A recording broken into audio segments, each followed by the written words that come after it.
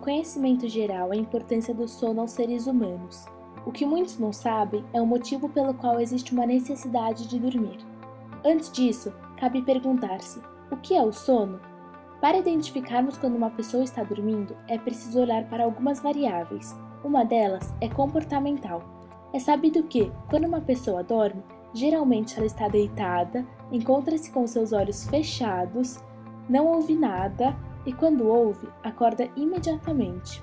Além disso, ao dormir, a pessoa respira lentamente e em um padrão rítmico, e seus músculos ficam completamente relaxados.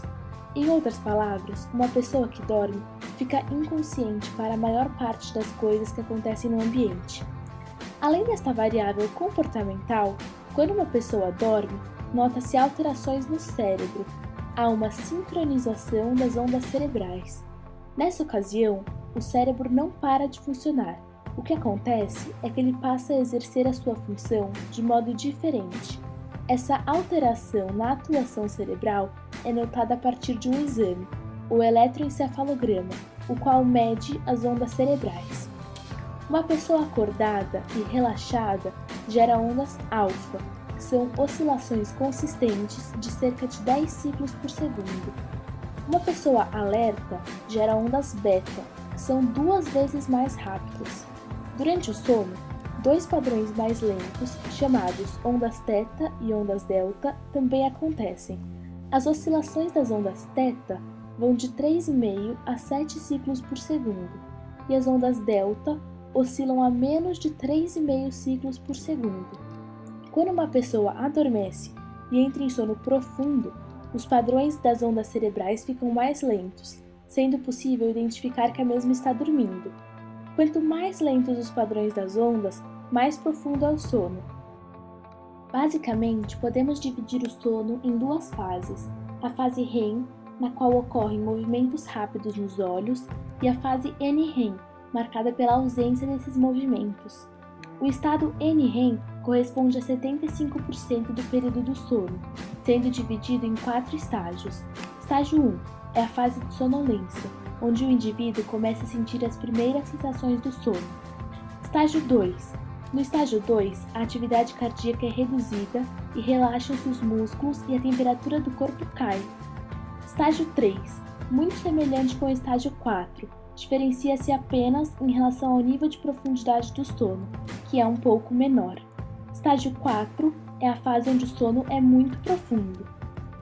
A fase NREM é muito importante para o corpo, uma vez que é nela em que ocorre a secreção do hormônio do crescimento, sendo também essencial para a recuperação de energia física.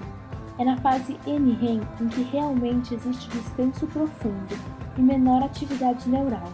Após a fase 4, o indivíduo retorna ao estágio 3, ao estágio 2 e entra na fase REM.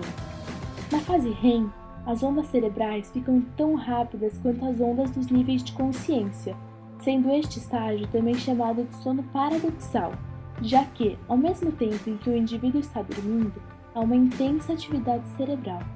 Nessa fase, ocorrem movimentos oculares rápidos, o que explica o nome do estágio. Se você observar uma pessoa ou um cão em sono REM, você vai ver seus olhos se movendo de um lado para o outro rapidamente. Durante essa fase, os braços, pernas e músculos faciais de muitos cães e de algumas pessoas, inclusive, se contraem. É nesse momento em que ocorrem os sonhos. Embora a fase do REM não resulte em um descanso profundo, ela é importante para a nossa recuperação emocional. Agora cabe se perguntar: por que é importante tudo isso? Por que nós temos que dormir? De fato, a resposta dessa pergunta é uma indagação que ainda não apresenta uma resposta. Contudo, existem algumas explicações que revelam tamanha importância do sono aos seres humanos e aos demais animais. A doença insônia familiar fatal é um distúrbio do sono responsável por causar a perda da capacidade de dormir em seus portadores. Falta de atenção e coordenação motora, taquicardia, hipertensão, hipertermia, sudorese e cansaço surgem primeiramente e evoluem para o coma e a morte.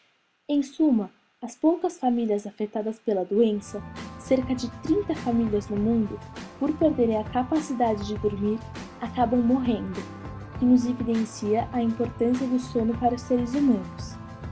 Em estudo realizado pela Universidade de Chicago, 11 rapazes saudáveis, com idades entre 18 e 27 anos, foram proibidos de dormir mais de 4 horas por noite durante 6 dias.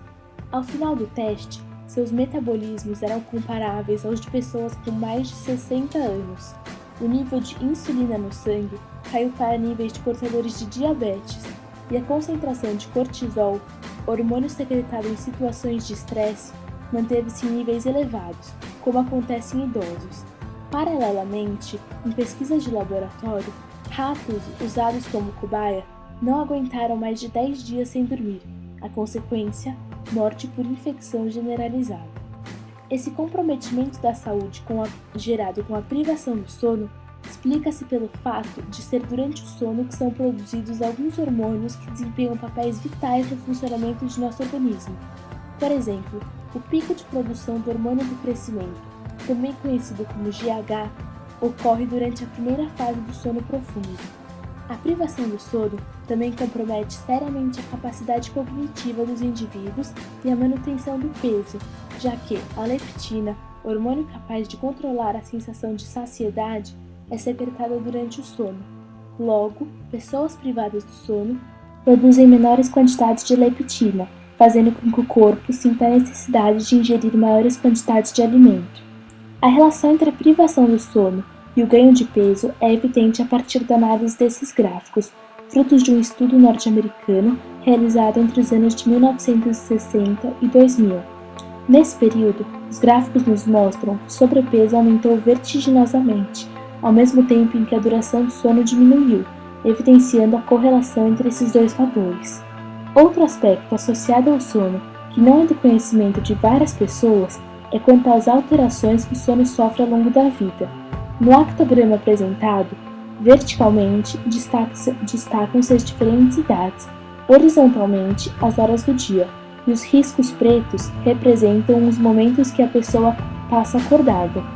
Um bebê dorme segundo um padrão polifásico, ou seja, o período de sono se dá em momentos mais curtos e espaçados ao longo do dia e da noite. Ao longo do desenvolvimento, o sono passa a seguir um ritmo mais marcado, constituindo um padrão monofásico, no qual os humanos passam a dormir principalmente à noite. A partir dos 66 anos, o sono volta a se comportar segundo um padrão polifásico. Além das alterações do sono entre as diferentes idades, há uma diferença de sono entre os animais. Recentemente, pesquisadores da Universidade da Califórnia em Los Angeles e da Universidade de Toronto concluíram que as focas conseguem dormir na água com metade esquerda de seu cérebro adormecida, enquanto o lado direito permanece acordado, o que garante que o animal constantemente retorne à superfície da água para respirar e não morra afogado. Contudo, as focas dormem dessa forma exclusivamente quando estão na água, já que dormem como seres humanos quando estão em terra, o que, além de muito curioso, representa uma expressiva vantagem do ponto de vista evolutivo.